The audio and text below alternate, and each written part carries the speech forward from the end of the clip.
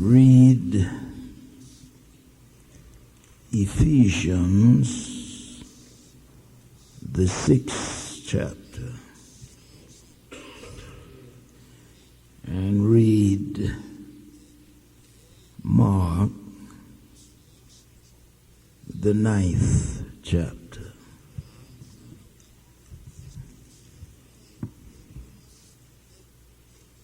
When we speak of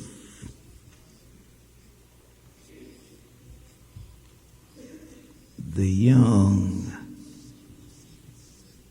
and the restless,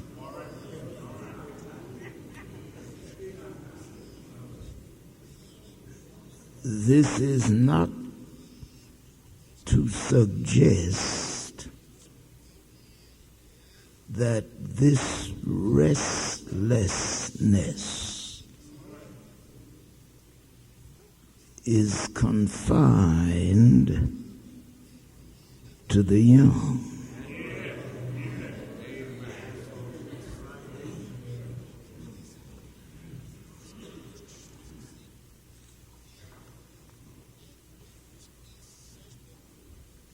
The young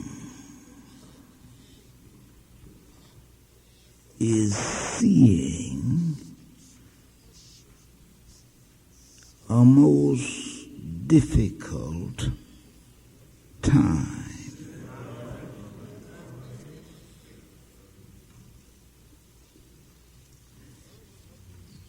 The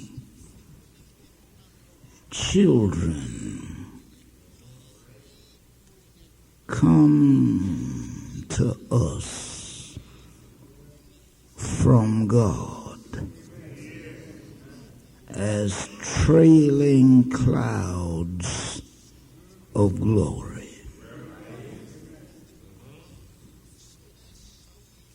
Blessed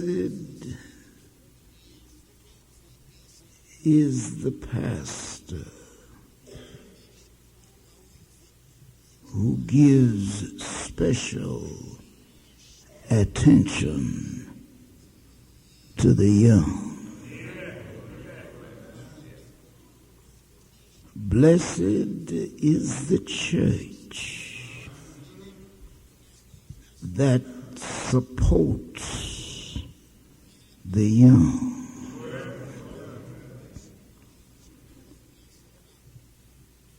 The young people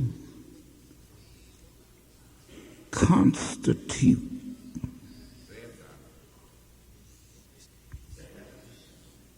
something special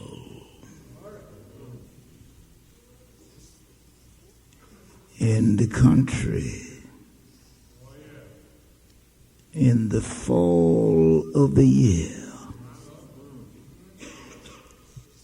we saved seed corn, and we were told that the seed corn was of special importance. For if we did not save seed corn in the fall, there'd be no planting in the spring.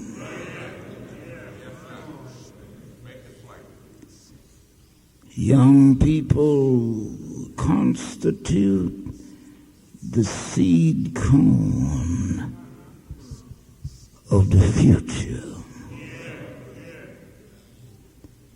Young people have the responsibility of carrying on and carrying forward our history.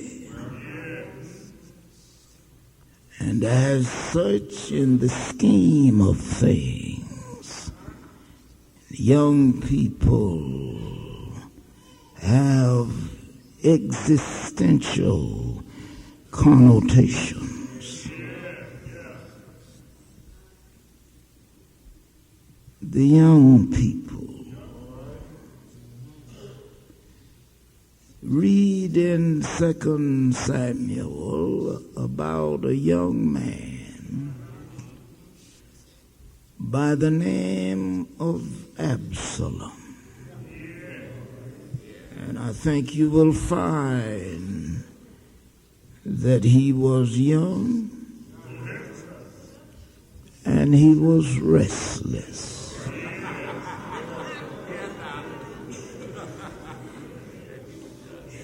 He revolted against his father. He schemed and plotted and planned for the downfall of his father.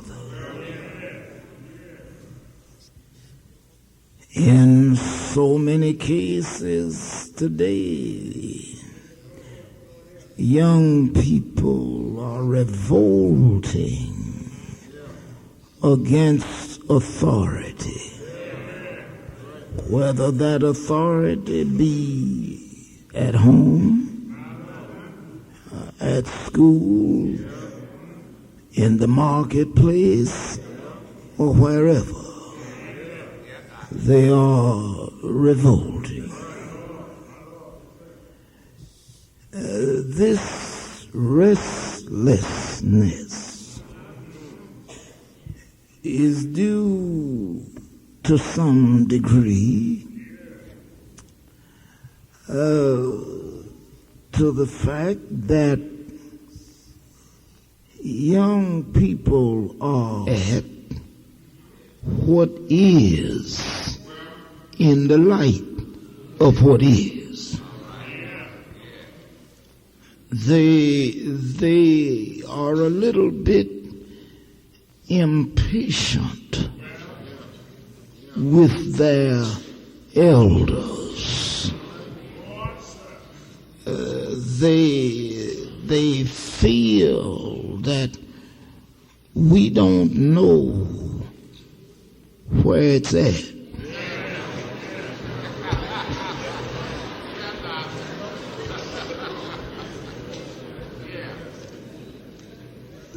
They're looking at what is in the light of what is. They're looking at what is without the benefit of a backdrop. They're looking at what is without the benefit of a background. I look at what is in the light of what used to be. I have more patience than the young, because I am looking at what is in the light of what was. Now, I can agree with the young that it isn't as good as it should be.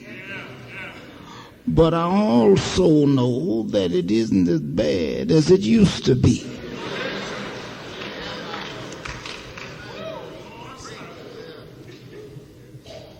There is a restlessness amongst the young.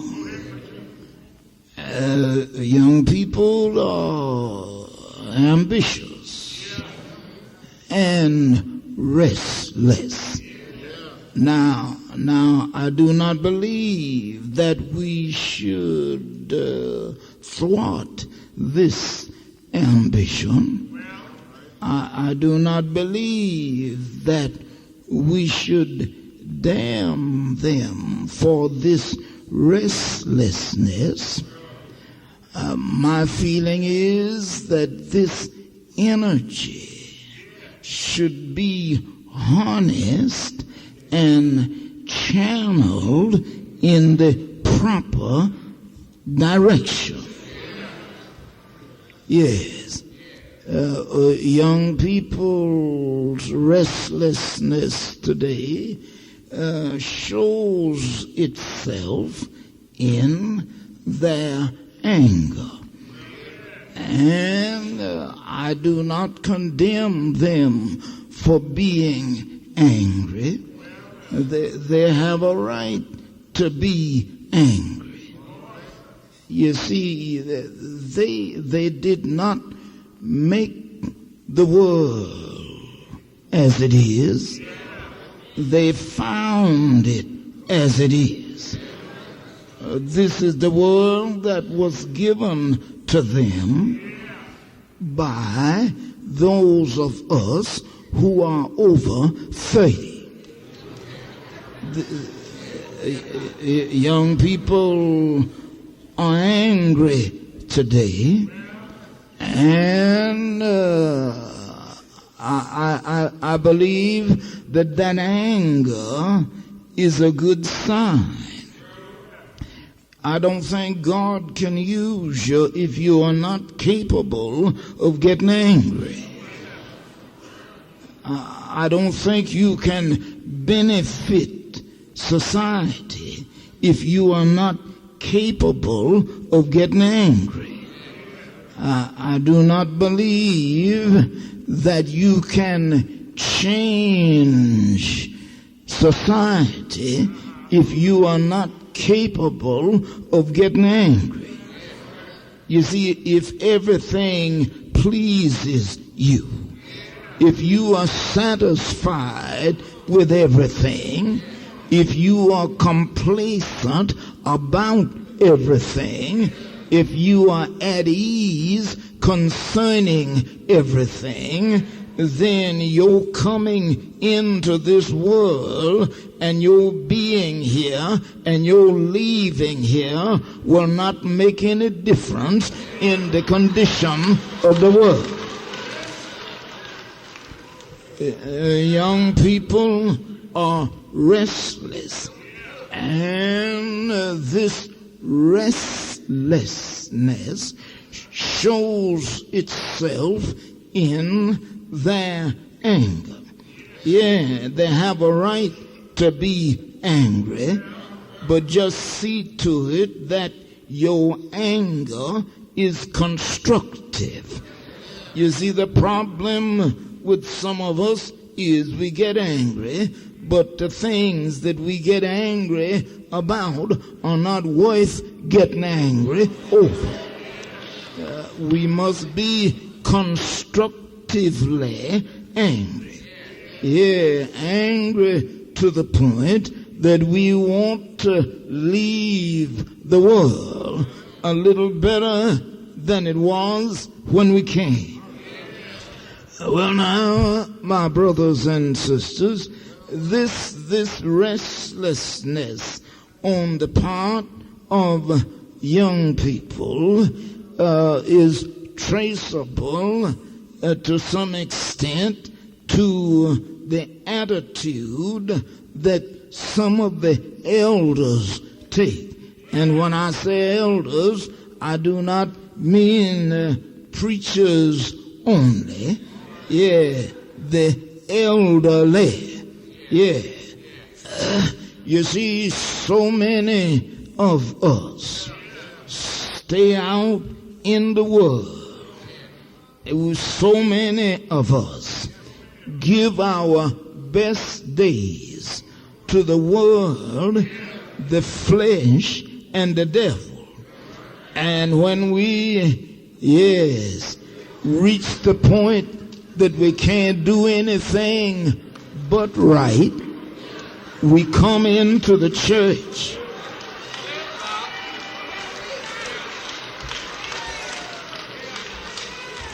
And we proceed to cuss out all the young people. Well, young people have little patience with that kind of attitude. For whether you believe it or not, young people can see through you. Yeah.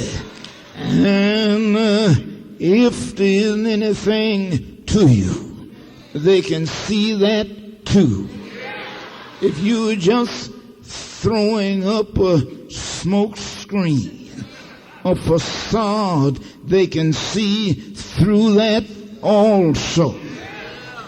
My brothers and sisters, we, yes, are responsible for the kind of world in which young people find themselves today. You see, you talk about teenage pregnancies. Well, I don't condone it, and I don't advocate it, but I do understand it. Help me. I do understand it. You see, the clock of time has struck 6 o'clock, and the minds of people, including young people, are being bombarded with sex day and night. Yeah, you gonna help me, aren't you? You see, when they pick up the paper, it's mostly about sex. When they listen to the radio, it's mostly about sex. When they look at the television, it's mostly about sex. When they get up in the morning, it's about sex. When they go to bed the next morning, it's about sex.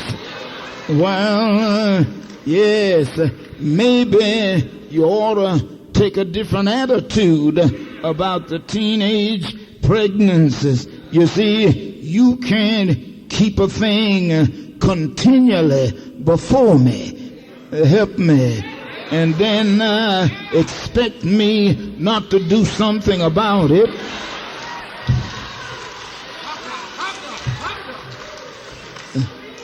And I'm not saying it's right, but I am saying, yes, that maybe something else needs to be made right. And when you correct one thing, you correct another thing. Yes, you can't tell young people in one breath how bad it is, and then in the next breath show them what it's all about. Well, youngsters are restless.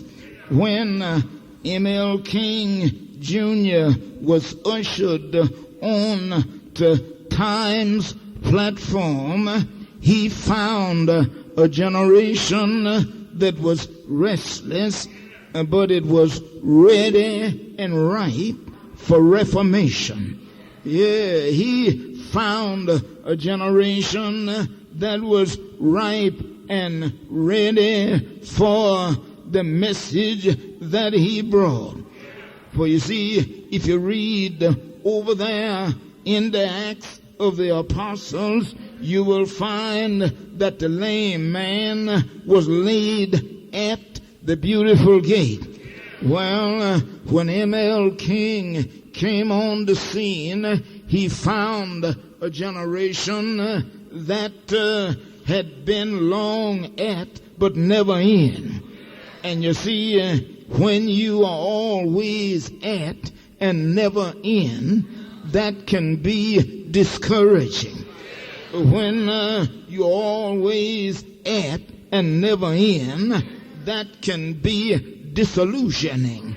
When you find yourself always at and never in, that can be debilitating. When you find yourself always at and never in, that can make you angry. Well, my brothers and sisters, we have young people and we must nurture them. We must nourish them. We must love them. We must harness their restlessness. Now, how can we best do that?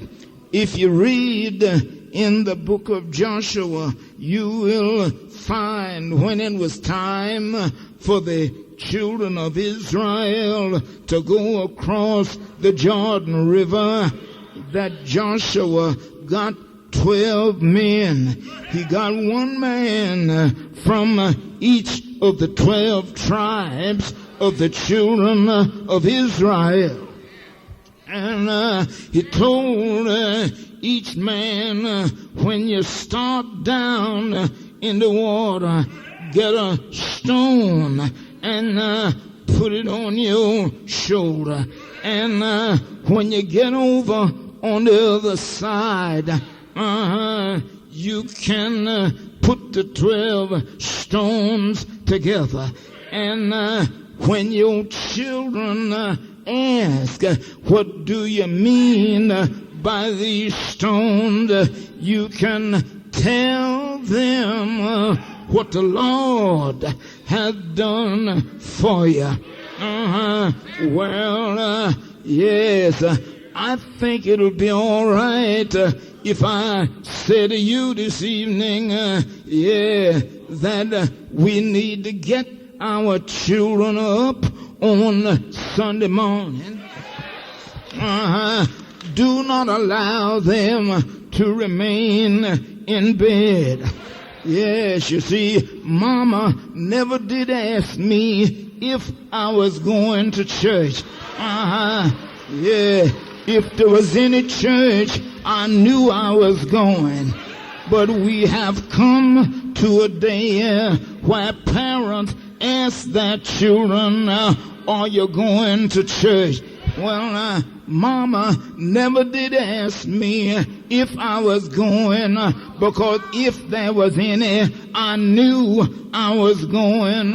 Yes, and I didn't run in and out of the church. I went in and I stayed until they got through. And if I didn't behave myself, all she had to do was just look in my direction. Well, my brothers and sisters, thank God for all of these churches. But Pastor Johnson, my feeling is that every brick in every church in this city has a message. Every brick in every church in this city is saying, maybe you haven't heard it yet, but every brick in this building is saying, yes, to young boys and girls, this is what the Lord has done. Every brick, and maybe you don't see it either, but you think about it, every brick in this building, just like the stones on the banks of the Jordan River, every brick in this building, and every brick in every other church building in this city, and every stone in every church in this city is saying to boys and girls, this is what the Lord has done. Every brick in this building is saying to every one of us, this is how the Lord works. Every brick in this building has a message for you and me. Every brick in this building is saying to you and me that God can make a way out of nowhere. Every brick in this building, and you know the young people need to understand that. Every brick in this building is saying to the young that we didn't get this far on our own. We didn't get this far by ourselves. We didn't get this far independent of divine help. Every brick in this building is saying to the old and the young, this is how God works. This is how God cooperates with his laborers. Well, you just heard this dear sister say that the harvest is plentiful, but the laborers are few. Every brick in this building is saying to you and me that God can take a few and accomplish great things. That God can take the weak and transform weakness into strength and do what people said couldn't be done. God, yes, that's what every brick in this building is saying. And if you haven't heard it, I dare you to listen sometime. And every brick in this building will tell you, both young and old, that this is what the Lord can do when people will cooperate with divine intervention. Well, you see what Doug Williams did to the Denver Broncos is what God can do with divine intervention. You see, when Doug Williams went on to the gridiron, he had a bad knee. Yeah, he had a sore jaw. Well, but then God, by the process of divine intervention, had his time and his way and his manner when they made the first touchdown and then kicked the goal for the extra point, and that made 7 scores, and they got a field goal. Yeah, and that was 3, and that brought it to 10, and somebody turned the television off, and somebody's heart sank. But wait on the Lord. Well, you see, don't turn it off yet. Yeah, divine intervention. Yeah, the football authorities rewrote the plans, and Doug Williams rewrote history. For divine intervention, stepped on to the gridiron and made the bad knee to behave itself and stop the pain in the jaw, and then touch the arm and touch the vision. And John Elway, when asked what happened, he said Doug Williams got started and nobody could stop it. My brothers and sisters, yeah, let me not keep you too long. Well, we do have the young, and they are restless. But the Bible says, children, obey your parents. You may not think they know as much as you do, but they've been here longer. They've heard more, and they've seen more. It said, children, obey your parents in the Lord, for this is right. And you know, parents always quote that to the children. But if you read a little further, it says, fathers, provoke not your children to anger. Well, you see, we've got teenage suicides because some of us push our children too far and too fast. Children are not things. They are persons. You don't talk to them. You talk with them. Yes, you don't cram things down their throats. You reason with them. For they are persons too. And when you push them too far, when the pressure gets to be too much, they're going to commit suicide. Now, we don't want them to do that, but be easy with your children. Well, give them a chance to grow up.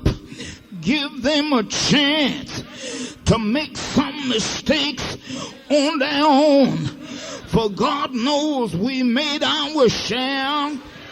Give them chance to make some mistakes on their own. Well, there's some more to say about this, but I'll have to say that to you the next time. Well, what are we going to do about the condition of our young people? What remedy do we have? If you read in the 9th chapter of Mark, you'll find a man that had a son, and that son was ill. That son had big trouble. I don't know how it is with you, but if you have a child that's in trouble, or if you know of a child that's in trouble, bring the child to Jesus. For this man brought his son, and that son was having a rough time. For the evil spirit in him would throw him down. The evil spirit in him would throw him into the fire. The evil spirit in him would throw him in the water. The man brought him to his disciples, and the disciples couldn't do him any good. But Jesus came down from the Mount of Transfiguration, and the man said, Lord, I brought my son to your disciples, and they couldn't help him. If you can have compassion on us, if you can do anything to help us, I don't know whether you can or not, but if you will have compassion on us and help us. And notice he said us. Now, he wasn't sick, but he identified himself with his son. Help us. Yeah, you can't divorce yourself from your child. You can't divorce yourself from your children. Restless though they may be, they are still yours. Bad though they may be, they are still yours. Evil though they may be, they are still yours. The man said, help us. Have compassion on us. Jesus said to him, it's not a matter of if I will. The matter is if you will. If you can have faith, then all things are possible to him that believeth. As I stand here this evening, I want you to know that I am a believer. I don't know much, but I am a believer. I never did finish high school, but I am a believer. I can't do much, but I am a believer. I have my limitations, but I am a believer. I believe if you bring them to Christ, He can heal them. I believe if we bring our child or children to Christ, He can heal them. I know that He can heal them. I think I ought to tell you, storm clouds may rise and strong wind may blow, but I'll tell the world wherever I go that I have found a Savior, and He is sweet, I know. I tell you, Christ can save, Christ can heal, Christ can mend the broken places. If you are restless, tell the restless one that Jesus said, come unto me, come unto me, come unto me, all ye that labor, come unto me. Come unto me, all ye that labor and are heavy laden, and I will give you rest. I heard the voice of Jesus saying, come unto me and rest. Lay down, lay down, lay down. Thy weary one, lay down thy head upon my breast. And I came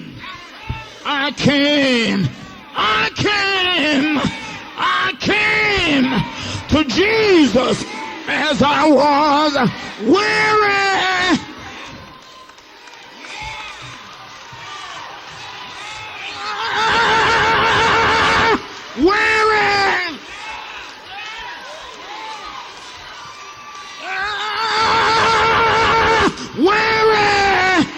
Worn and sad, I found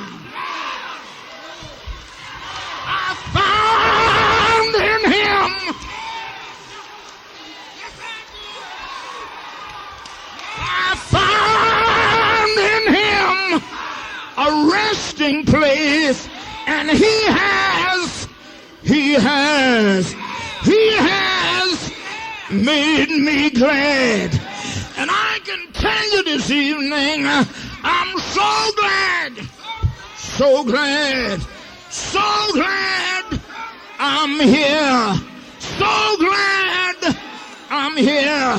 And since I'm here, I'm going to testify. Since I'm here, I'm going to shout. Since I'm here, I'm going to give. Since I'm here, I'm going to praise His name. Since I'm here, I'm going to deliver His message. Since I'm here, I'm going to magnify His name. Since I'm here, I'm going to lift Him up. Since I'm here, I'm going to love Him. Since I'm here, I'm going to adore Him. Since I'm here, I'm going to tell somebody that He is